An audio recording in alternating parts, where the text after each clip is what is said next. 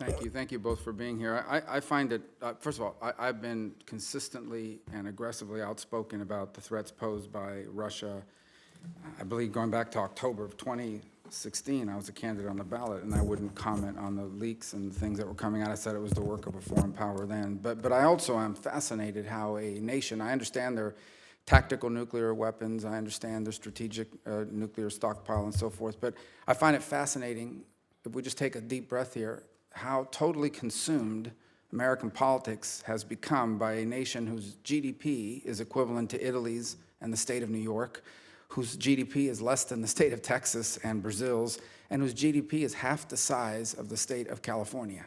And I thought that was a really important question today. Earlier, I was watching on the broadcast, Senator Romney asked what their goal is, and I want you both to comment on this. One of the things I think Americans don't fully appreciate or understand is there are a lot of different ethnic groups that within the Russian Federation, and they've always had friction internally, domestically. You combine that with rising prices, a growing sense of injustice and inequality, and what you have is, in many ways, a lot of what we see around the world, and even here what they've tried to do in the U.S., is about Vladimir Putin and trying to position himself as this great historic unifier of all of these different groups. You go back to 2014, they invaded Crimea. It was a high point in the public polling on his behalf because he built a sense of national unity around that, right? The argument to all these different groups within Russia that he was the one that was, they all faced the same threat from the West, and he was the one that was bringing them together. And you even see now in many of the things he's doing around the world that much of these policies and much of that he's doing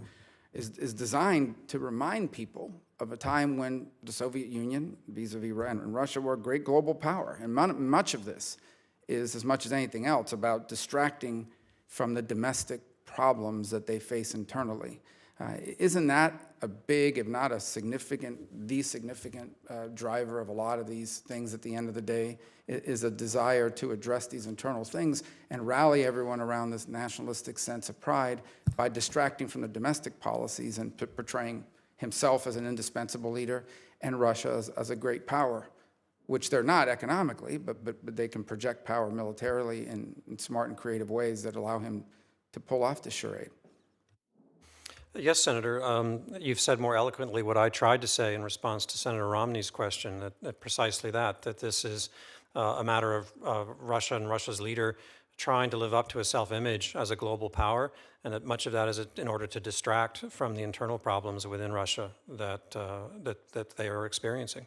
In that sense, I would imagine he deeply enjoys, not that we shouldn't look into things or talk about and so forth, but it would be my sense that he greatly enjoys watching so much of American politics be about Vladimir Putin and consumed by it for the last 2.5 years. I mean, that certainly makes the argument, does it not? It's consistent with what we know the Russians are trying to do through social media and other tools to divide our nation. And the reason why I say that is not because I don't want us to focus on those issues. I'm a member of the Intelligence Committee. We spent 2 years looking at it and talking about it, issued what I thought was a very good bipartisan report. But I think we somehow have to figure out in this country how to do two things. On the one hand, address these threats.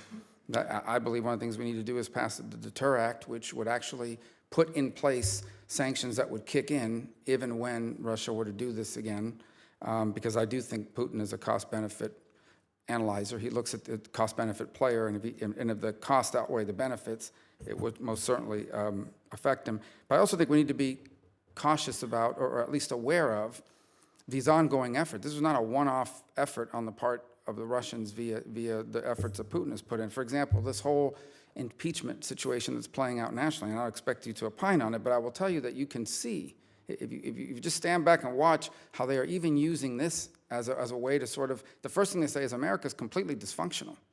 The second argument is they're eroding trust in democracy, that it doesn't work, that I think they also view it as an opportunity to damage our relationship with Ukraine.